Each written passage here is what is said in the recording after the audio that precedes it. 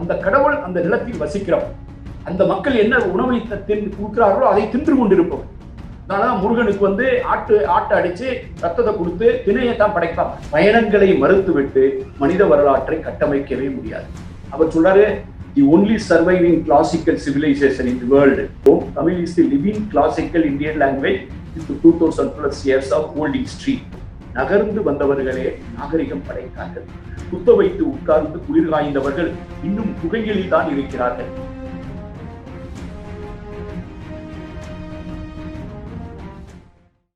உங்கள் அனைவரையும் நான் சந்திப்பதில் மிகவும் மகிழ்ச்சி அடைகிறேன். என்று பிறந்தனள் எங்கு வளர்ந்தனள். என்று பிறந்தனள் என்பது காலம் குறித்த வினாக்குறி. எங்கு வளர்ந்தனள் என்பது இடம் குறித்த வியப்புக்குறி. அதனால் இது காலம் நிலம் என்ற இரண்டிற்கும் இடையிலான உரையாடல். Kind of a spatial temporal conversation. காலம் என்பது வெறும் தேதி அல்ல. எனக்கே இருக்கிறது 2 பிறந்த நாள். எங்க அப்பா வேற ஒரு பிறந்த நாள் வந்து பள்ளிக்கூடத்துல கொடுத்தார். எனக்கே இருக்கிறது 2 பிறந்த நாள். ஆதி மலைகளின் அடர் வனங்களின் கைகளில் ஒருபோதும் காலண்டர் இருந்ததில்லை. எழுத்துக்கு முன்னால் இருந்த சொல்லிற்கும் பாட்டிற்கும் கரிம வயது கணக்கு இல்லை. ஒவ்வொருவருக்கும் ஒரே ஒரு பிறந்த இடம்தான். ஆனால் வளர்ந்த இடம் ஒன்றாக இருக்கும் தேவையில்லை. நீங்க இந்த அவையில் இருக்கக்கூடிய பலரும் வந்து பிறந்த இடம் ஒன்றாகவும் வளர்ந்த இடம் ஒன்றாகவும் தான் இருக்கிறார்கள். அதனால்தான் தமிழுக்கும் வளர்ந்த இடம் பல இருக்கிறது. இன்னும் சொல்ல போனால் பிறந்த இடத்தில் நிலையாய் நின்று பெரிதாய் வளர்ந்தது மரங்கள் மட்டுமே. தமிழ் பிறந்த இடத்தில் அட்சரேகையும் தீர்க்க ரேகையும் தெளிவாக தெரியவில்லை. ஆனால் தமிழ் வளர்ந்த தடங்களுக்கு அளவே இல்லை. காவிரி பெருமை ஓடும் தடத்திலா, காவிரி பெருமை ஓடும் தடத்திலா, இல்லை காக்கை தட்டிவிட்ட களையம் கவிழ்ந்த இடத்திலா. உண்மையில் வாழும் மொழி எப்போதும் வளர்ந்து கொண்டே இருக்கும். வற்றாத ஆற்றை போலவும் வரலாற்றை போலவும். அப்படிங்கிறதான் இன்னைக்கு இந்த உரையில வந்து நம்ம வந்து 2 விஷயத்தை, ஒரு ஸ்பேசியல் ஒரு டெம்போரல், இந்த 2 டைமென்ஷனை பத்தி நம்ம பேசப்போம். இதை பேசும்போது பிறந்த இடமும் வளர்ந்த தடமும் அல்லது வளர்ந்த இடமுங்கும் போது தடங்கள் இடங்கள்ங்கும் போது நமக்கு வந்து கண்ணுக்கு புலப்படாத ஆதி வழி தடங்கள் நிறைய இருக்கு. மரபணு சுவடுகள் ஒரு புதிய அறிவியலை கொண்டு வருகின்றன. தொப்புள் கொடி துன்பங்களை அது சொல்லுகின்றன. வாசிக்க முடியாத வரி வடிவங்கள் நம் கையில் இருக்கிறது. ஆனால் நம்மால் வாசிக்க முடியவில்லை. அது சிந்து வழி எழுத்தாக இருக்கட்டும், தமிழ்நாட்டில் கிடைக்கிற பானை கீறல்களாக இருக்கட்டும், அதற்கும் 2க்கும் இடையிலான ஒற்றுமையாக கூட இருக்கட்டும். தேதிகள் இல்லாத செய்திகள் இருக்கின்றன. எழுதப்பட்டதுதான் வரலாறு என்றால் எழுதுவதற்கு முன்பு வரலாறே இல்லையா? புலப்படும் தடங்கள் வந்து புலப்படும் தடங்கள். நோன் திங், அறிந்ததிலிருந்து அறியாததற்கு. From the known to the unknown. அறிந்ததிலிருந்து அறிந்ததற்கு. From known to known. அறிந்ததிலிருந்து அறியாததற்கு. அறியாததிலிருந்து அறிந்ததற்கு. அறியாததிலிருந்து அறியாததற்கு. From unknown to unknown. இந்த வகையில தான் ஒரு டிராவல், ஒரு ப்ரோ, ஒரு தேடல் இருக்க முடியும். தலையை தொட்டு வாள், வாளை தொட்டு தலை. தோற்றத்தை போலவே முக்கியமானது தொடர்ச்சி. தமிழ் பிறந்த இடம் என்பது தமிழ் பிறந்த இடம், தமிழ் நடந்த தடம், தமிழ் வளர்ந்த இடம், தமிழர்கள் இழுத்த வடம். தமிழர்கள் சென்ற இடமெல்லாம் தமிழ் சென்றிருக்கிறது. அதனால வந்து நீங்க தமிழ் வளர்ந்த இடம் என்பது தமிழர்கள் சென்ற இடம் பற்றிய உரையாடல் என்பதை நாம் மறந்துவிட முடியாது. பயணங்களை மறுத்துவிட்டு மனித வரலாற்றை கட்டமைக்கவே முடியாது. இந்த எங்கு பிறந்தனள் அப்படிங்கிற விஷயத்துக்கு வந்து எத்தனையோ கொட்டேஷன் கொடுக்கலாம், எத்தனையோ மேற்கோள் சொல்லலாம். ஆனா எல்லாத்தையும் விட்டுட்டு நான் ஒரு மைக்கேல் டேவிட் வுட் அப்படிங்கிறது நீங்க பார்த்துருப்பீங்க. நிறைய அந்த பிபிசி இதுல எல்லாம் நிறைய டாக்குமெண்ட்ரி, ஹிஸ்டாரிக்கல் டாக்குமெண்ட்ரி எல்லாம் பண்ணுவாரு. இந்தியா பத்தி, ஸ்டோரி ஆஃப் இந்தியா நிறைய பண்ணியிருக்காரு. அவரை வந்து நான் கோட் பண்ண விரும்புறேன்.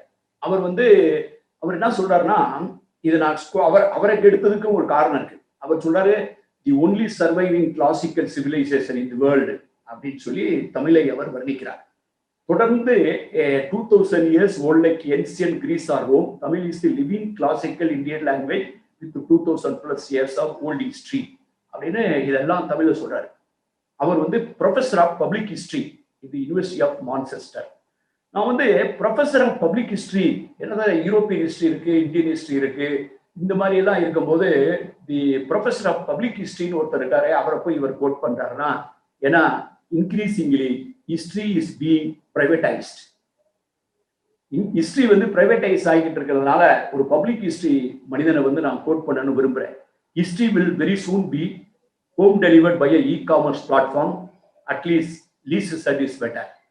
அந்த வகையால் தான் வந்து வடகை வரலாற்று ஆசிரியர்களும் வடகை புலவர்களும் இயங்கிக் கொண்டிருக்கிறார்கள். இந்த நேரத்தில் நமது வரலாற்றை தக்க வைத்துக் கொள்வதற்கு நாம் மிகவும் கவனமாக இருக்க வேண்டிய தேவை இருக்கிறது. அங்க தமிழர்கள் நடந்த தடங்களை பற்றி பேசும்போது இன்னொரு வகையில பேசும்போது ஃபாதர் பேசும்போது சொன்னாரு, நீங்க வந்து மனிதம் அப்படிங்கிற நிலையிலிருந்து வெளியில போய் தமிழை பேச முடியாது. ஏன்னா தமிழர் நடந்த தடம் என்பது மனிதர்கள் நடந்த தடம். எந்த ஒரு தொன்மையாகவும் தொடர்ச்சியாகவும் இயங்கும் ஒரு மொழி தன்னை ஒரே இடத்தில் கட்டமைக்க முடியாது. ஏனென்றால் அது பயணப்பட்ட மொழியாக இருக்கும், அந்த மக்கள் பயணப்பட்டவர்களாக இருப்பார்கள். ஆக இதுதான் மனிதர்கள் நடந்த தடம். இந்த மனிதர்கள் வந்து தமிழ் பேசியிருக்கலாம், தமிழுக்கு முற்பட்ட ஒரு பழங்குடி மொழியை பேசியிருக்கலாம், ஆப்பிரிக்காவில் ஒன்று பேசியிருக்கலாம். ஆனால் ஒண்ணு மட்டும் புரியுது, அது வேளாண்மையை கொண்டு சென்றதாலும் சரி, கால்நடைகளை கொண்டு சென்றதா இருந்தாலும் சரி, தொழில்நுட்பங்களை கொண்டு சென்றதா இருந்தாலும் நகர்ந்து வந்தவர்களே நாகரிகம் படைத்தார்கள். குத்த வைத்து உட்கார்ந்து குளிர் காய்ந்தவர்கள் இன்னும் குகைகளில் தான் இருக்கிறார்கள். நகர்ந்து வந்தவர்கள் தான் நாகரிகம் படைத்தார்கள். இதுதான் பேசிக் புரிதல் நமக்கு தேவை. இப்ப இந்த குயிக்கா வந்து ஒரு 4 தியரிஸ் வந்து இது வந்து நான் வந்து இதுதான் கரெக்ட், இது சரியில்லைங்கிற விஷயத்துக்கே போக மாட்டேன். ஏன்னா எல்லோரும் உழைத்துக் கொண்டிருக்கிறார்கள். இந்த கருத்துக்களை சொல்லுபவர்கள் எல்லோரும் ஆக்கப்பூர்வமாக தமிழின் மீது பற்று கொண்டவர்கள் தான். அவருடைய உழைப்பை நாம் மதிக்க வேண்டும். ஆக வந்து இப்படிலாம் கருத்து இருக்குன்னு தெரிஞ்சுக்கிறோமே தவிர இதுல எது சரி எது ரைட்டுங்கிறது முக்கியம் கிடையாது. ஒண்ணு, திராவிட மொழிகள் வந்து யுராலிக் மொழிகளோடு தொடர்புடையது. அந்த யுராலிக் மொழிகள்ங்கிறது வந்து கிட்டத்தட்ட ஐரோப்பாவில் இந்த ஸ்பெயின், அந்த பாஸ்க்னு ஒரு மொழி இருக்கு ஸ்பெயின்ல, அந்த யூரோப்பியன், வடக்கு ஆசியா, டர்க்கி, அப்புறம் வட ஐரோப்பா இதெல்லாம் பேசப்படுகிற ஒரு மொழி வந்து யுராலிக் மொழி குடும்பம் அப்படின்னு ஒண்ணு. அந்த மொழி குடும்பத்தோடு எலமைட் மொழியோடு யுராலிக் மொழியோடு தொடர்புடையது அப்படிங்கிற இந்த கருத்தை வந்து ரொம்ப வலியுறுத்துறவர் வந்து லகோனி வந்து இதை பத்தி பேசியிருக்காரு, மத்திய தரை கடல்பாட்டு. இதை வந்து ஸ்டீஃபன் டெய்லர் அப்படிங்கிறவர் தான் முன்வஞ்சார். பத்ரிராஜ் கிருஷ்ணமூர்த்தி வந்து இதை பற்றிய எல்லா கருத்துக்களையும் ஒரே இடத்துக்கு கொண்டு வருவாரு. கமில் சோலபிள் சேஸ் தட் இதை வந்து நம்ம புறக்கணிக்க முடியாது அப்படிங்கிறாரு. இது ஒரு கோட்பாடு. இன்னொன்று வந்து ஆஃப்ரோ டிராவிடியன் ஹைப்போதேசிஸ் ஒன்று இருக்கு. ஏன்னா வந்து தமிழ் மொழி திராவிட மொழி குடும்பத்தை சேர்ந்தது. அந்த கனோட்டேஷன் எடுத்து நிறைய பேருக்கு அலர்ஜியா இருக்கும். அதை பத்தி நான் கவலைப்பட வேண்டியதில்லை. Terminologies hardly matters. நம்ம அரபிக் கடல்ங்கிறோம், அதனால ஒன்றும் நம்ம குறைஞ்சு போயிருதில்ல. அதே மாதிரி பே ஆஃப் பெங்கால்ங்கிறோம், சோழமண்டல கடற்கரைன்னு சொல்லுவோம், பெல்லாங்கிறோம். தமிழ்நாட்டையும் மலபார்னு சொன்னதெல்லாம் உண்டு, இந்திய பெருங்கடல். அது மாதிரி it's all terminologies, we do not bother much about it. ஆப்பிரிக்க டிராவிடியன் ஹைப்போதேசிஸ்ங்கிறது வந்து C.A. Winters ஒருத்தர் அமெரிக்காவில் இருக்கார். He is known to be, he is quoted in many of his articles about my papers, Clyde Agabus Winters. அவர் வந்து Niger Congo மொழிகளும் திராவிட மொழிகளும் தொடர்புடையது அப்படின்னு தொடர்ந்து பேசிட்டு வர்றார். தொல் திராவிட மக்கள் ஆப்பிரிக்காவிலிருந்து அரேபியாக வழியாக இந்தியா வந்து அடைந்தனர். பெர்னார்ட் செர்கென்ட்ங்கிறவரும் அந்த கான்செப்டை வந்து வெளியுறுத்துறாரு. அவர் நியூபியன் பண்பாடுக்கும் திராவிட பண்பாடாகிய கருப்பு சிவப்பு பண்பாட்டுக்கும் தொடர்பு, இறந்தவர்களை புதைக்கும் விதத்தில் இருக்கக்கூடிய ஒற்றுமைகள், ஈமச் சடங்குகள், ஒற்றுமைகள் எல்லாம் பேசுறாரு. B.B. லால் வந்து தென்னிந்திய கருப்பு பாண்டமும் நூபியன் பாண்டங்களும் தொடர்புடையவை அப்படிங்கிறாரு. நம்ம ஊர்ல வந்து காப்பா அரவாணன் அப்படிங்கிற ஒரு சிறந்த அறிஞர் போய் ஒர்க் பண்ணார், செனிகல்ல ஒர்க் பண்ணார். அவர் அருமையான மொழியியல் பண்பாட்டு தொடர்புகளை புத்தகமாக காப்பா அரவாணன் தொப்பி போட்டுப்பார், அருமையான ஒரு பேராசிரியர், அவர் கொண்டு வந்தார். மூன்றாவது தியரி வந்து மெடிட்ரேனியன் தியரி பேரு, மத்திய தரைக்கடல் கோட்பாடுகள். ராபர்ட் கால்டுவெல் இதை முதல்ல கொண்டு வந்தாரு. சித்தியன் துரானியன் கனெக்ஷன் பத்தி பேசினாரு. ஹென்ரி ஹீராஸ் பாதிரியார் சப்ஸ்கிரைப் டு தட். அதெல்லாம் கூட வந்து லஹோரிங்கிறவர் வந்து Dravidian origins and the west அப்படின்னு 1963 ஒரு புத்தகம் எழுதினாரு, பினாமினல் புக்கு. ஆனா அதை வந்து முழுக்க உண்மைன்னு ஒத்துக்கிற முடியாது. ஆனாலும் it may not be completely acceptable. அதே நேரத்தில் it's a colossal adventure in time and space அப்படின்னு கிருஷ்ணமூர்த்தி சொல்றாரு. 4வது கோட்பாடு தான் நமக்கு ரொம்ப பாப்புலரா தெரிஞ்ச ஒரு விஷயம், குமரிக்கண்டம் லெமூரியா கோட்பாடு. தமிழர்களின் பொது சிந்தனையில் வந்து மிகவும் பரவலாக பதிந்துள்ள கோட்பாடு இதுதான். சிலப்பதிகாரத்துல வந்து பகிர்லி ஆற்றுடும் பன்மலை அடுக்கத்து குமரிக்கோடும் கொடுங்கோல் கொள்ள அப்படின்னு சொல்ற ஒரு ஸ்டேட்மெண்ட். இறையனார் அகப்பொருள் உரையில் இருக்கக்கூடிய 3 தமிழ் சங்கங்கள் பற்றிய உரையாடல், தென்மதுரை, கபாடபுரம், மதுரை புலப்பெயர்வுகள், இதெல்லாம் சேர்ந்தது. இப்போ வந்து 1864 வந்து பிலிப் லெட்லிஸ் ஸ்லேட்டர் ஒருத்தர், ஜுவாலஜிஸ்ட் அண்ட் பயோஜியாகிரபர். அவர் வந்து மம்மல்ஸ், ஒரு மடகாஸ்கர்ல இருக்கக்கூடிய குரங்கு, அதுக்கு பேர் வந்து லெமூர் என்ற குரங்கு இந்தியாவிலேயே இருக்கு, இது ரெண்டுக்கு நடுவுல பெரிய கடல் இருக்கு, இந்த குரங்கு இங்க இருந்து எப்படி போச்சு அப்படின்னு ஆரம்பிச்சவரு இந்த லெமூர் தியரி வச்சு இதுக்கு பேரு லெமூரியா, ஒரு சங்கன் கான்டினென்ட் இருந்துச்சு. அதே மாதிரி அமெரிக்க பகுதியில் வந்து அட்லாண்டிஸ் அப்படிங்கிற ஒரு ஒரு ஒரு இழந்த கண்டத்தை பற்றிய ஒரு உரையாடல் உண்டு அமெரிக்க பகுதிகளில். இவர் வந்து இந்த லெமூரியாங்கிற கான்செப்டை கொண்டு வந்தார். நம்மளுங்க அதை படிச்சவன லெமூரியா கான்டினென்ட், மூழ்கிய கண்டம் அப்படிங்கிறத நம்ம இலக்கியத்தில் இருக்கக்கூடிய கொடுங்கோல் கொள்ள குமரி கோடும் அப்படிங்கிறத, கோடுனா மலை, இந்த கோடு வந்து கண்டமாக்கி குமரி கண்டம் அப்படின்னு சொல்லி குமரிக்கோடுங்கிறது குமரி கண்ட வரலாறாச்சு. அதன் மூலமாக தமிழர் என்பவர் லெமூரியர் என்று நிறைய பேர் லெமூரியர்னு பேரே வச்சிருக்காங்க. இந்த கான்செப்ட் தான் ரொம்ப பரவலா இருந்தது. நான்லாம் பள்ளிக்கூடத்தில் படிக்கும்போது, கல்லூரியில படிக்கும்போது இந்த கோட்பாடுகளோடு நான் வளர்ந்திருக்கிறேன். நான் மதுரையில வந்து பத்திரிகையாளராக இருக்கும்போது 1981 உலக தமிழ் மாநாடு மதுரையில் நடந்துச்சு. அப்ப அங்க வந்து ஒரு படம் திரையிட்டாங்க. அந்த படத்துக்கு பேர் வந்து குமரி கண்டம் பேரு, ஆவணப்படம். அது வந்து இன்டர்நெட்லயே அவைலபிள் இருக்கு. நீங்க போய் கூகுள் பண்ணி யூடியூப்ல வந்து குமரி கண்டம் போட்டாலே வந்துடும். அப்ப வந்து இதை பற்றிய நல்ல புக்குன்னு சொல்றாங்க சுகி ஜெயகரன் எழுதியிருக்கக்கூடிய குமரி நில மீட்சி அப்படி, குமரி நில நீட்சின்னு ஒரு அருமையான புத்தகம். அப்புறம் அதே மாதிரி ஆங்கிலத்தில் வந்து Sumathi Ramaswamy fabulous geographies and catastrophic histories அப்படிங்கிற புத்தகம் எழுதியிருக்காங்க. இது வந்து குமரி கண்டத்தை பற்றியது. இது வந்து 4வது. 5வது வந்து சிந்து வெளியும் தமிழர் துன்பங்களும்.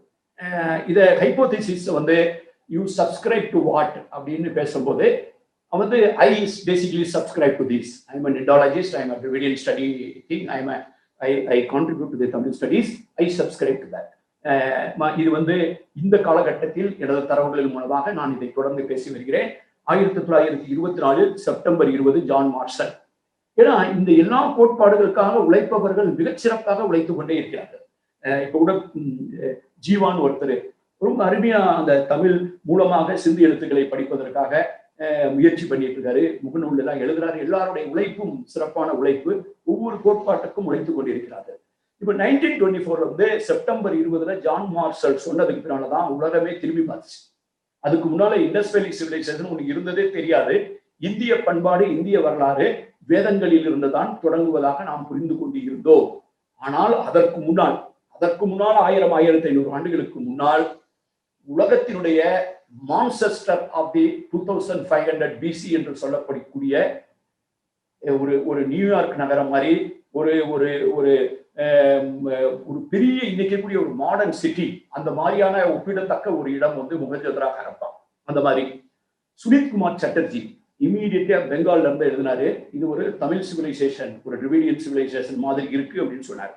பியாரோ Meriggi, Henry Heras, Yuri Knorozov, Kamil Zvelebil, Asko Parpola, David McAlpin, Walter Fairservis, Frank Southworth, Iravatham Mahadevan, அந்த வரிசையில் நான் என்னுடைய பணியை செய்து கொண்டிருக்கிறேன். இவங்கெல்லாம் என்ன பண்ணாங்கன்னா, மொழியியல், திராவிட மொழிகளினுடைய பரவல், வேத சமஸ்கிருதத்தில் திராவிட சொற்கள் எப்படி வந்துச்சு, அதுவும் கிராமட்டிக்கல் லெவல்ல, கிராமட்டிக்கல் ஸ்ட்ரக்சரல் லெவல்ல எப்படி வந்து திராவிட மொழியினுடைய தாக்கம் வேத மொழிக்கு வந்தது, இந்த வேத மொழி திராவிட மொழியை எங்கே சந்தித்தது அப்படிங்கிற கேள்வியை வந்து லிங்குவிஸ்டிக் பீப்புள் ஆக்கிபி. தொல்லியல் கூறுகள், ஆர்கியலாஜிக்கல் எவிடன்ஸ், பண்பாட்டு கூறுகள், ஐ focus on that, cultural similarities, சங்க இலக்கியம் அப்படிங்கிறத வந்து ஒரு டாக்குமெண்ட் ஃபார் தி இண்டஸ் சிவிலைசேஷனா எடுத்துக்கணுங்கிற கருத்தை நான் பேசி வருகிறேன். மீள் நினைவுகள், தென்னிந்திய தொல்லியல் தொடர்ச்சி, இப்ப கிடைச்சக்கூடிய ஆதிச்சநல்லூர் கொற்கை கீழடி ஆய்வுகள், நான் சொல்ற கொற்கை வஞ்சி தொண்டி வளாகம் இடப்பெயர் சான்றுகள், மேற்கு கீழ்க்கு இருமைகள், இது எல்லாம் சேர்ந்து இதுதான் பேக்ரவுண்ட். நான் வந்து இதை குயிக்கா இந்த எங்கு பிறந்தல்ங்கிறதுக்கு இந்த மாதிரி 5 வகையான வாய்ப்புகள் இருக்கு. இது வந்து காலம் பதில் சொல்லும். இப்ப நம்ம பேசுற விஷயம் என்னன்னு கேட்டீங்கன்னா, எங்கு பிறந்தனல் எங்கு வளர்ந்தனல்ங்கிற கேள்வியை நீங்க நல்லா கொஞ்சம் பக்கத்துல போய் பார்த்தீங்கன்னா, இது வந்து மக்கள், மொழி, நிலம், பீப்புள், லாங்குவேஜ் அண்ட் லேண்ட், ஒரு இன்டர்ஃபேஸ், ஓவர்லாப்பிங் இன்டர்ஃபேஸ். அந்த மக்கள் வந்து ஒரு நிலத்துல வாழ்றாங்க, அவங்க ஆகாயத்தில் தொங்கல, ஒரு நிலத்துலதான் மக்கள் வாழ முடியும். மக்கள் இல்லாத இடத்துல மொழி இருக்க முடியாது, நிலம் இல்லாத இடத்துல மக்கள் இருக்க முடியாது. ஆக இந்த மக்கள், நிலம், மொழிங்கிறது ஒன்னோட ஒண்ணு வந்து ஓவர்லாப் ஆகும். அப்ப வந்து இந்த நிலத்துல இருக்கும்போது எனக்கு என்ன யோசனை வரும், என்னுடைய நிலம், எம் நிலம், தம் நிலம், என்னுடைய மொழி, நம் மொழி, தம் மொழி, மொழி எனப்படுவது எனது மொழி. எல்லா பழமொழிகளுமே வந்து மொழி அப்படின்னு சொல்றதுக்கு அந்த பேரை கொடுக்கும் போதே என்னுடைய மொழி தான் மொழி. இன்னொருத்தர் பேசுறது எனக்கு புரியாதனால வந்து அதை நான் வந்து மொழியா கூட ஒத்துக்க மாட்டேன், அவன் என்னமோ பேசுறான்னு நினைப்பேன். ஆக என் மொழி. அந்த மாதிரி நீங்க பாத்தீங்கன்னா இந்த 3 இன்டர்ஃபேஸ் வந்து தமிழர் என்ற மக்கள், தமிழ் நிலம் அல்லது தமிழகம் அல்லது தமிழ்நாடு, தமிழ் கூறும் நல்லுலகம் என்று சொல்லுகிற நிலம், தமிழ் என்கிற மொழி, இந்த 3ஐயும் ஒன்னை விட்டு ஒண்ணு பிரிச்சு பார்க்க முடியாது. ஆனால் இதை பிரித்து எதற்கு வந்து இம்பார்ட்டன்ஸ் கொடுத்து எது இல்லாட்டினா எது இல்லை அப்படின்னு நீங்க பாத்தீங்கன்னா, மனிதர் இல்லை என்றால் மொழி இல்லை. ஆகவே தமிழர் இல்லை என்றால் தமிழ் இல்லை, தமிழர் இல்லை என்றால் தமிழ் நிலம் இல்லை. ஆக I approach the whole issue from the people centric, மக்களை மையமாக. ஃபாதர் சொன்னார் வந்து தமிழ் மொழி ஏன் இன்று முகிர்த்து இருக்கிறது என்றால் அது மன்னர்களை சார்ந்து இயங்கவில்லை, அது கோயில்களை மட்டும் சார்ந்து இயங்கவில்லை, அது கடவுளை சார்ந்து இயங்கவில்லை, அது மக்களை சார்ந்து இயங்கியதனால் இந்த தமிழ் மொழியை தங்களது தோளில் தூக்கி சுமந்து கொண்டிருப்பவர்கள் காலம் காலமாக சாமானிய மக்களே. அவர்களே தமிழ் மொழியை காப்பாற்றி இருக்கிறார்கள். அவர்களே தமிழ் வடிவத்தை பல்லவர் காலத்தில் வடமொழி எழுத்துக்கள் நுழைய முயற்சி செய்த போது அதை எதிர்த்து நின்றவர்கள் தமிழ் மக்கள் மட்டும்தான்.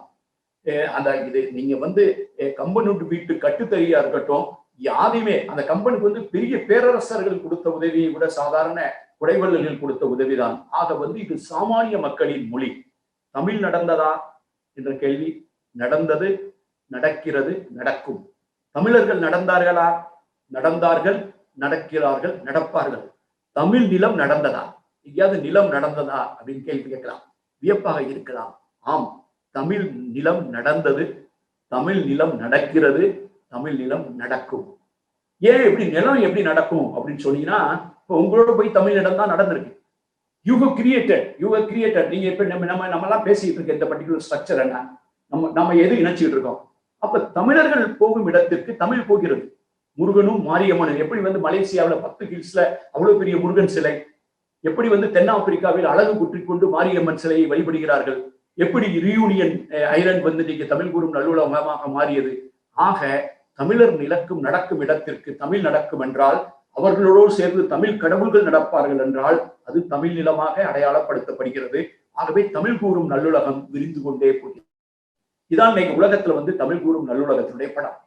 இந்த உலக மேப்ல பாத்தீங்கன்னா இந்தியா அடிப்படையில தமிழ்நாடு, அதுக்கடுத்து இலங்கை, மலேசியா, பர்மா, தென்னாப்பிரிக்கா, சிங்கப்பூர், கனடா, பிரான்ஸ், ரியூனியன் அப்படின்னு இப்படி எல்லா கண்டங்களிலும் தமிழ் இப்போது பேசப்படுகிறது. ஆக இந்த கான்செப்ட் வந்து ஒரு மொழி எப்படி தன்னை தயார்படுத்திக்கிறது அப்படின்னு சொன்னா, that language must have an orientation towards travel. That language must think very very big. ஒரு பெரிதினும் பெரிது கேள் அப்படிங்கிற மாதிரி அந்த மொழி சார்ந்த மக்கள் பெரிதாக சிந்திக்க வேண்டும். அது வந்து பெரிதே உலகம் அப்படிங்கிற கான்செப்ட் வந்து தமிழுக்குள்ள ஒரு சித்தாந்த நிலையில இருக்கு. பெரிதே உலகம் பேணுனர் பலரே, எத்திசை செலினும் அத்திசை சோரே, யாதும் ஊரே யாவரும் கேளு. இந்த 3 ஸ்டேட்மெண்ட்டுக்கு இணையான ஒரு குளோபல் ஸ்டேட்மெண்ட், ஒரு குளோபல் தமிழ்ஸ், ஒரு வகையான உலகம் சார்ந்த ஒரு பொதுத்தன்மை சார்ந்த பயணத்திற்கு தயாராக இருக்கிற ஒரு சமூகம். இந்த இன்டர்ஃபேஸ் நீங்க பாத்தீங்கன்னா பெரிதே உலகம், இந்த புறநானூறு 207 இந்த 3 பாத்துருங்க. சங்ககால கடல் வணிகர்கள், இடைக்கால தற்கால தமிழ் வணிகர்கள், மலேசியாவுக்கு போய் தமிழ் வணிகர்கள், மியான்மர்ல இருக்கக்கூடிய தமிழ் வணிகர்கள், இவங்க வணிகர்கள். இது வந்து வணிகம் சார்ந்த புலப்பெயர். ஒரு பக்கம் சூஸ் பண்ணி போறாங்க, சேர்ந்து நல்ல வாழ்க்கை. மொரிசியஸ், தென்னாப்பிரிக்கா, செசில்ஸ், ரியூனியன், பிஜி, மலேசியா காலனி ஆதிக்க காலத்தில் வலுக்கட்டாயமாக அல்லது ஆசை காட்டி அழைத்து செல்லப்பட்டவர்கள் அல்லது இழுத்து செல்லப்பட்டவர்கள். அவங்கதான் கரும்பு தோட்டத்திலையும் ரப்பர் தோட்டங்களிலும் வாழ்ந்து அவர்கள் தான் மலேசியாவில் தமிழை 200 ஆண்டுகளாக தூக்கி பிடித்தவர்கள். அவர்கள் தான் இந்திய தேசிய இராணுவத்தில் சேர்ந்தவர்கள். அவர்கள் தான் பர்மாவில் போரிட்டவர்கள். ரியூனியன் ஐலண்ட்ல இருக்கவங்க தான் தென்னாப்பிரிக்காவுக்கு போனவங்க. போன போது கையில கடவுள் படம் கூட கிடையாது, சும்மா ஒரு குச்சியை வச்சு வேல்னு வச்சுக்கிட்டு சாமி வந்து ஆடிட்டு இருந்தாங்க. அப்படிப்பட்ட வரலாறு தமிழுக்கு உண்டு. அடுத்து வந்து ஈழத்தமிழர்கள், கனடா, நார்வே, ஏனைய ஐரோப்பிய நாடுகள், ஆஸ்திரேலியா. அவங்க வந்து உள்நாட்டு அரசியல், போர் சூழல், போர் வன்முறை இது சேர்ந்து போனவங்க. அப்புறம் கடைசியா வந்து இப்ப பாலா சுவாமிநாதன், நிறைய பேர் நண்பர்களா இருக்கிறீங்க.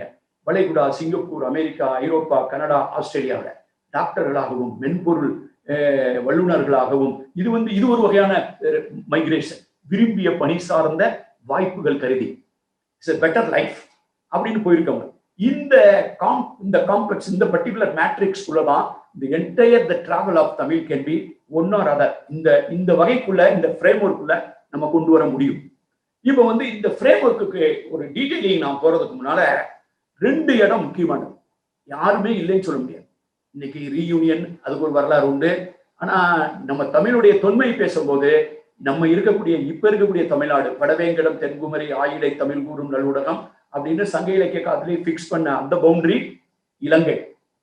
இலங்கை ஆண்ட கயவாக வேந்தன்ல இருந்து இலங்கை பற்றி ஈழம் பற்றிய தொடர் குறிப்பு இருக்கு. இந்த இலங்கையும் தமிழ்நாடையும் பாத்தீங்கன்னா யாருமே இது தமிழ் நிலம் இல்லைன்னு சொல்ல முடியாது. நான் என்னுடைய ஸ்டடீஸ்ல தமிழ்நாட்டிலும் இலங்கையிலும் அச்சு மாறாமல் அப்படியே இருக்கிற இடப்பெயர்களை அப்படியே இங்கேயும் அங்கேயும் கம்பேர் பண்ணி ஒரு சின்ன கமா ஃபுல் ஸ்டாப் கூட மாறாம நான் அப்படி ஒரு பொறித்து பார்த்தேன். மனிதர்கள் போகும்போது தங்களுடைய இடப்பெயர்களை கொண்டு செல்வார்கள் ஒரு இடத்திலிருந்து. அது மாதிரிதான் ஐரோப்பால இருந்து அமெரிக்காவுக்கு கொண்டு போனாங்க யூரோப்பியன்ஸ். ஆப்பிரிக்காவில இருந்து அங்கு சென்ற மக்கள் ஆப்பிரிக்க பெயர்களை கொண்டு சென்றார்கள். யூதர்கள் பெயர்கள் அப்படித்தான் பயணித்தது. இது மாதிரி ட்ரிவியல் ஹிஸ்டரி என்கிட்ட இருக்கு. அதுல அச்சரேகை தீர்க்கரேகையோடு நான் இந்த வரைபடத்தை தயாரித்திருக்கிறேன். புது உதாரணத்துக்காக தான். இப்ப இந்த இடப்பெயர் சொல்றது உண்மையா அப்படின்னு பாத்தீங்கன்னா, இங்க கண்ணகியினுடைய வரலாறு மட்டும் பாருங்க. கண்ணகியினுடைய சிலை மெரினா கடற்கரை, கண்ணகியுடைய சிலை மங்களாதேவி கோட்டம் கோயில் கேரளாவில். அங்கு இன்னைக்கு வரைக்கும் இருக்கக்கூடிய ஒரு பார்வை அறுத்த பெண்ணினுடைய பற்றிய ஒரு தொன்மம் இப்ப 200-300 பேசப்படுகிற ஒரு விஷயம். இலங்கையில் இருக்கக்கூடிய கண்ணகி கோயில், இலங்கையில் கண்ணகி கோயிலில் ஊர்வலமாக செல்பவர்கள் அது எப்படி இலங்கை பண்பாட்டிற்குள் நுழைகிறது அப்படின்னு பாத்தீங்கன்னா, இன்னைக்கு தமிழ்நாட்டில் இருக்கக்கூடிய வாக்காளர் பட்டியலில் கிட்டத்தட்ட 27,000 பேர் கண்ணகி என்று பெயர் வைத்திருக்கிறார்கள். அந்த மேப்பை பாருங்க. இந்த ஒவ்வொரு புள்ளியும் ஒரு கண்ணகி. அவங்களுடைய முகவரி வரைக்கும் இந்த கண்ணகியினுடைய பெயர் தமிழ்நாட்டில் தொடர்ந்து இருக்கிறது. இப்படிதான் ஒரு பண்பாடு என்பது தொடர்ந்து இயங்கும். நீங்க கண்ணகி கதையில் சோகம் இருக்கலாம், பிரச்சனை இருக்கலாம், எல்லாம் இருக்கலாம். ஆனால் இன்றும் 27,000 தமிழர்கள் கண்ணகியை பெண் உரிமையினுடைய குறியீடாக அடையாளமாக தங்களது குழந்தைகளுக்கு பெயர் வைத்துக் கொண்டிருக்கிறார் என்றால், கண்ணகி கதை நடந்துச்சா, எப்ப நடந்துச்சு, எந்த தேதி, காலண்டர்ல என்ன, எல்லாம் விட முக்கியமானது இந்த பண்பாட்டினுடைய தொடர்ச்சியின் ஊடாகத்தான் தமிழ் வாழ்கிறது, வளர்கிறது என்பதை நாம் புரிந்து கொள்ளும். இது ஒரு சின்ன ஒரு உதாரணத்துக்காக சொல்றேன். இப்ப இந்த தமிழ் எப்படி வளரும்? ஒரு குறிப்பிட்ட காலம் வரைக்கும் எல்லா மொழிகளும் பேச்சு மொழியாகத்தான் இருக்கு. இன்னைக்கு கூட எழுத்து இல்லாத மொழிகள் இந்தியா உலகத்தில் முழுவதும் இருக்கு. உலகத்தில் இருக்கக்கூடிய மொழியில ஸ்கிரிப்ட் என்று சொல்லப்படுகிற எழுத்து இருக்கிற மொழிகளை விட எழுத்து இல்லாத மொழிகள் தான் அதிகம். எல்லா மொழிக்கும் எழுத்து கிடையாது. ஆக மனிதன் எழுத தொடங்குகிறான் அப்படிங்கிறது ரொம்ப முக்கியமான விஷயம். எகிப்திய பண்பாடா இருக்கட்டும், மெசோபொட்டோமிய பண்பாடா இருக்கும், சிந்துவெளி எழுத்துக்களை நம்மளால படிக்க முடியல. அன்பார்ச்சுனேட்லி அதை படிச்சுனா அதுல சேரன் எழுதியிருக்குன்னு எனக்கு தெரியும், பாண்டியன் அதுல எழுதியிருக்கு, அதுல மாறன் இருக்கு, வலிதி இருக்கு, கொற்கை இருக்கு, வஞ்சி இருக்கு. ஆனா படிக்க முடியாதனால நான் போய் அதை கொற்கைன்னு எழுதியிருக்குன்னு சொன்னேன்னா அதுல கொற்கைன்னு எழுதுனா ஆக்ரான்னு எழுதியிருக்குமா இன்னொருத்தன்.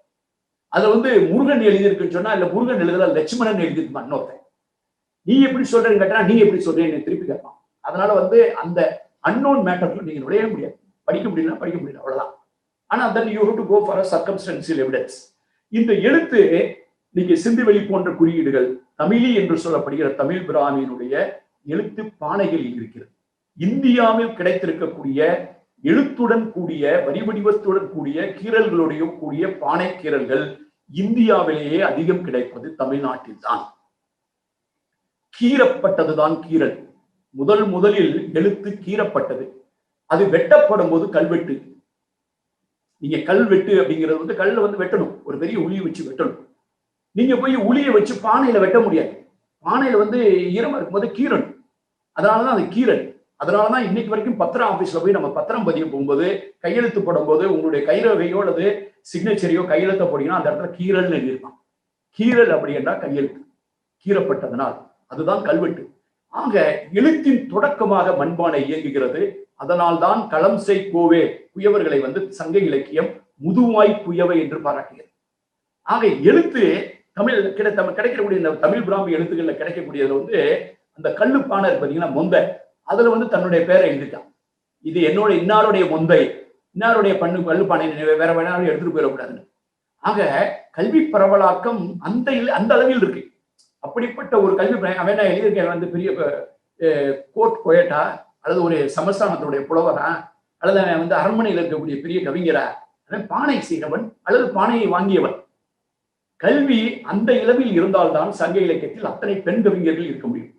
சங்க இலக்கிய கவிஞர்களை எங்கேயாவது எல்லாரும் ஒரு இனத்தை சேர்ந்தவனும் ஒரு ஜாதியை சேர்ந்தவனும் இருக்கானா? அது குயவன் இருக்கிறான், குயத்தி இருக்கிறாள், அருகு வேட்டனார் இருக்கிறான், கணக்காயனர் இருக்கிறான். எல்லா வகையான தொழிலும் செய்பவர்கள், இலக்கிலார்கள் இருக்கிறார்கள், மன்னர்கள் இருக்கிறார்கள், ஆண்கள் இருக்கிறார்கள், பெண்கள் இருக்கிறார்கள். அரசும் அறிவுடையோன் ஆறு அரசும் செல்லும் ஒரு புலவன் கவிதை, ஒரு மன்னன் கவிதை எழுதுறான். கீழ்குலத்தில் பிறந்தாலும் அவன் படிச்சுட்டானா மேற்பால் ஆயிடுவான் அப்படிங்கிற ஒரு முதல் கல்விக் கொள்கையை ஒரு தமிழ் மன்னன் வெளியிடுகிறான். ஆக கல்வி பரவலாக்கம் என்பதற்கு இந்த கீறல் சான்றாக இருக்கு. இன்னைக்கு வரைக்கும் இந்தியாவில எவர் சில்வர் பாத்திரத்துல பெயரை கல்யாணம் பண்ணி சீர் கொடுக்கும் போது பெயரை வெட்டி கொடுப்பவன் தமிழ்நாட்டில் மட்டும்தான் இருக்கிறான். இந்த மண்பானையில கீற பழக்கம் இன்னைக்கு எவர் சில்வர் பானையில பேர் வெற்ற அளவுக்கு இந்த நமது பண்பாட்டுக்குள் தொடர்கிறது. அடுத்து இது இந்த தமிழ் மொழியானது கல்வெட்டில் பேசுகிறது. இந்த கல்வெட்டில் போய் தமிழ் பிராமி என்று சொல்லப்படுகிற தமிழ் எழுத்து நீங்க பாத்தீங்கன்னா பாருங்க, மதுரையை சுற்றி நிறைய இடங்கள் தமிழ்நாடு முழுவதும் தமிழ் எழுத்துக்கள் கிடைக்கிறது. தமிழ் அதுல சங்க இலக்கியத்துல வர்ற பெயரே மதுரைக்கு பக்கத்துல நெடுஞ்செலி என்கிற பேரு, அதே மாதிரி சாத்தன்கிற பெயரு, அந்துவன்கிற பெயரு, இதெல்லாம் ஆதன்கிற பெயரு இலக்கியத்துல கிடைக்கிறது, மண்பாண்டத்துல கிடைக்கிறது, கல்வெட்டுல கிடைக்குது. ஆக இப்படிப்பட்ட ஒரு தொடர்ச்சி வேறு எங்கேயும் கிடைக்கவே இல்லை. நீங்க ஒரு 250 வருஷத்துக்கு முன்னால அசோகர்னு ஒரு மன்னர் இருந்த வெளிநாட்டுக்காரன் சொல்ற வரைக்கும் அசோகர்னு ஒரு மன்னர் இந்தியாவில் இருந்தாலும் கூட நிறைய பேர் யாருக்குமே தெரியாது. அது அவங்க கண்டுபிடிச்சு சொன்னதுனாலதான் அசோகரை பத்தி இப்ப பேசிட்டு இருக்கோம். ஆக தமிழனுடைய இந்த கதையை நான் சொல்றேன், தமிழ் வலையை சொல்றேன், கையெழுத்தை நம்பியவர்களின் கதை அப்படின்னு நான் சொல்ல விரும்புறேன். கையெழுத்தை நம்பியவர்கள் கதைனா தமிழர்கள் தொடக்கத்தில இருந்து தலையெழுத்தை நம்பியதை விட கையெழுத்தை நம்பியவர்கள். இதுதான் என்னுடைய அப்ரோச். இது ஏன் இப்படி சொல்றேன்னு கேட்டீங்கன்னா, கூர் உளி குயின்ற கோடு மாய் எழுத்து அப்படின்னு அகநானூறு 343 ஒரு பாட்டு வரும். இந்த பாட்டு என்னன்னா, ஒருத்தன் காதலிச்சுட்டு இருக்கிறவன் பொருள் தேட போனவன் ரிட்டர்ன் ஆகிட்டு இருக்கான். அவன் காதலியை நோக்கி அவனுடைய மனசு போகும்போது அவன் வர்ற பாதை இருப்பதில்ல, அந்த பாதை காட்டு பாதை, ஆறலை கல்வர்கள்லாம் இருக்காங்க, போறவன அடிச்சு போடுறவங்க திடீர்னு கத்தியை வச்சு குத்திவாங்க, இல்லைன்னா வில்ல வச்சு அடிச்சுவாங்க. அப்படிப்பட்ட கல்வர்கள் நிறைந்த ஒரு பாதையில ஒருத்தன் கல்வெட்டு வச்சுட்டான். யாரோ ஒருத்தன் இறந்து போயிட்டான். நம்ம ஊர்ல இறந்தவனுடைய பேரை வச்சு ஒரு கல்லை வச்சு இன்னாரு இறந்து போயிட்டான் அப்படின்னு அவனுடைய பீடும் பெயரை எழுதி ஏதோ ஒரு வகையில ஒரு நினைவு வைக்கிறது. நீத்தார் பெருமையும் நடுகள் தான் நம்முடைய மதத்தினுடைய, நம்முடைய சமயத்தினுடைய, நமது நம்பிக்கையினுடைய தோற்றமே அதுதான். நம்முடைய நம்பிக்கையினுடைய தோற்றம் உலகத்தை படைத்த கடவுள் இல்லை, நமக்கு படைப்பு கடவுள் என்ற ஒரு கருத்தாக்கம் கிடையாது. அது இந்த மோனோதிஸ்டிக் ரிலிஜியன், உலக மதங்களில் பல மதங்களில் பல படைப்பு கடவுள் இருக்கலாம். ஆனால் தமிழ் இலக்கியத்தில், சங்க இலக்கியங்களில் படைப்பு கடவுள் என்ற கான்செப்டை விட திணை சார்ந்த கடவுள் தான். அந்த கடவுள் அந்த நிலத்தில் வசிக்கிறவன், அந்த மக்கள் என்ன உணவை கொடுக்கிறார்களோ அதை தின்று கொண்டிருப்பவன். அதனாலதான் முருகனுக்கு ஆட்டை அடிச்சு ரத்தத்தை கொடுத்து திணையை தான் படைப்பாங்க. ஆக கடவுள் மனிதர்களோடு வாழ்பவன். அந்த இடத்துல போற பாதையில ஒரு எவனையோ புதைச்சிருக்காங்க, அதுல அவன் பேர் எழுதியிருக்கு. அந்த பேர்ல இந்த கல்வர்கள்லாம் போய் இந்த திருடர்கள், இந்த வழிப்பைக்காரங்கலாம் அவங்களுடைய அம்பு இருக்குல்ல, அந்த அம்பை அதுல தீட்டுறாங்க. அதுல தீட்டும் போது இந்த எழுத்தெல்லாம் மறைஞ்சு போச்சு. கூர் உளி குயின்ற கோடு மாய் எழுத்து, அதுல கோடு மாதிரி கீறி இருந்த இவங்க தீட்டுனதுல போய் அதுல தீட்டுனதுல எழுத்து மாறிடுச்சுன்னு சொன்னா, இது கோயிலில் எழுதப்பட்ட கல்வெட்டு அல்ல, இது அரண்மனையில் எழுதப்பட்ட கல்வெட்டு அல்ல, இது காட்டு பகுதியில் கல்வர்கள் வாழும் பகுதியில் எழுதி வைக்கப்பட்ட ஒரு பெயரை இவர்கள் தீட்டிய கூரான அம்பால் அந்த எழுத்து மறைந்து விட்டது என்று ஒரு வாழ்வியல் பதிவு. இதான் அகநானூறு 340 சொல்லுது. இதை பத்தி பேச வேண்டியதில்லை. அடுத்து சங்க இலக்கியத்துல ஒரு அருமையான ஒரு இடம், இந்த படத்தை நீங்க பார்க்கணும். எழுத்துடை நடுகள் அண்ண விழுப்பினர் பெருங்கை யானை. ஒரு யானைக்கு பெரிய கை இருக்கு.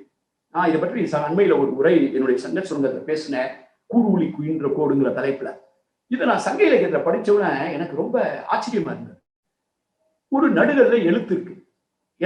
நடுகல்ல என்ன எழுத்து இருக்கோம், இன்னாரு செத்து போயிட்டான், இன்னாரு போரிட்டு வந்துட்டான், இந்த சமுதாயத்துக்காக சண்டை போட்டான் அப்படின்னு அவன் பேரும் பெருமையும் இருக்கிற அந்த நடுகள் எப்படி இருக்குன்னா, அதை பார்க்க சொரன்னு இருக்கு. அதுல எழுத்து எழுதுனா கல்வெட்டுல போய் இந்த பாருங்க, இந்த பக்கத்துல ஒரு கல்வெட்டை பாருங்க, இந்த கல்வெட்டுல பாட்டு எழுத்து எழுதிருக்கு, சொரன்னு இருக்கு பாத்தீங்களா. இந்த சொரன்னு இருக்கக்கூடிய கல்வெட்டு எப்படி இருக்குன்னா, அந்த நடுகள் எப்படி இருக்குன்னா, யானையோடைய தும்பிக்கை பக்கத்துல போய் பார்த்தா எப்படி இருக்கும், இந்த யானையோடைய தும்பிக்கை பக்கத்துல போய் பார்த்தா எப்படி இருக்கோ, எழுத்துடை நடுகள் அன்ன விழிப்பினர் பெருங்கை யானை. ஒரு யானையினுடைய தும்பிக்கை எப்படி சொர சொரன் இருக்குங்கிறத வர்ணிக்கும் போது ஒரு சங்க இலக்கியம் அது எழுதப்பட்ட ஒரு நடுகள் மாதிரி இருந்துச்சுரா அப்படின்னு சொன்னான்னா, ஒரு எழுத்தறிவு எந்த அளவுக்கு ஒரு டீப் ரூட்டடா இருந்தா ஒரு யானையுடைய தும்பிக்கையை பார்க்கும்போது அவன் நடுகள் ஞாபகம். இது அரசலாபுரம் இந்துலூர். இது கிபி 5ஆம் நூற்றாண்டு. அங்க கீழ்ச்சேரி மேலச்சேரி இதை பற்றி நான் நிறைய எழுதியிருக்கேன், என்னுடைய புத்தகத்திலே எழுதியிருக்கேன். எப்படி சிந்துவெளி நகரங்கள் கிழக்கு நகரமாகவும் மேற்கு நகரமாகவும் பிரிக்கப்பட்டிருந்தன, கீழச்சேரி மேலச்சேரி மாதிரி. அது ஒரு காம்படிட்டிவ் ஸ்பிரிட், அது ஒரு ஆண்டர்பிரினர் ஸ்பிரிட். இது ஜாதிகளின் அடிப்படையில் இந்த பகுதியில் bureaucracy and the city centre, நம்ம சொல்ற டவுன் டவுன் அப்படிலாம் சொல்றோம் பாத்தீங்களா. இந்த இடையே அதை ஆர்டிசன்ஸ், காமன் மேன், ஆனா வசதி ஒரே மாதிரி இருக்கு. இங்கேயும் சாக்கடை இருக்கு, அங்கேயும் சாக்கடை இருக்கு, இங்கேயும் குப்பத்தொட்டி இருக்கு, அங்கேயும் குப்பத்தொட்டி இருக்கு. அதுதான் சிந்துவெளியினுடைய பெருமை. அந்த மாதிரி இருக்கக்கூடிய ஒரு டைகாட்டமஸ் ஏரியா மாதிரி அந்த டைகாட்டமி தொடருது, சங்க இலக்கியத்திலையும் தொடருது, கீழ் மேல் அப்படிங்கிற கான்செப்ட். இந்த இடத்துல திண்டிவனம், அந்த விழுப்புரம் சைட்ல 2 ஊர், கீழச்சேரி மேலச்சேரி. இந்த 2 ஊரை சேர்ந்த 2 சேவல் சண்டை போடும். இந்தலூர்ல ஒண்ணு இருக்கு, இது அரசலாம்புரத்துல இருக்கு. இந்த சண்டை போட்டு போன சேவல், இந்த கோழி சண்டையில சண்டை செத்து போன சேவலுக்கு இவங்க நடுகள் வைக்கிறாங்க. எந்த ஊர்ல கேள்விப்பட்டிருக்கீங்களா? இந்த உலகத்திலேயே, இந்தியாவிலேயே, இந்திய துணைக்கண்டத்திலேயே எப்படி சண்டை போட்டு இறந்த மனிதனுக்கு நடுகள் வைத்தானோ அதை போல தனது ஊரின் சார்பாக சண்டை போட்டு இறந்த அந்த ஊரினுடைய சேவலுக்கு உருவத்தை பொறித்து, வெறும் பேர் கிடையாது, உருவத்தையும் பொறிச்சு அந்த பெயரை எழுதினா. அதுல ஒரு செல்ல பெயர் வச்சுட்டான் இந்த சேவலுக்கு. இந்த சேவலுக்கு பேர் பொற்கொற்றி. கொற்றிங்கிறதுனுடைய பேரு பொற்கொற்றினா அது ஒரு செல்ல பேர், பெட் நேம். கோல்டன், அதாவது கோல்டன் கொற்றி. அதாவது ஒரு அப்படிப்பட்ட ஒரு செல்ல பெயரை வச்சு ஒரு நடுகளை எழுப்புகிற ஒரு சமுதாயம் எப்படிப்பட்ட ஒரு சமுதாயமாக இருந்திருக்க வேண்டும் என்று யோசிக்கிறேன் என்று சொல்லி உங்களிடமிருந்து விடைபெறுகிறேன். தமிழ் தொடர்ந்து இயங்கும், ஏனெனில் தமிழர்கள் தொடர்ந்து இயங்குகிறார்கள். நன்றி, வணக்கம்.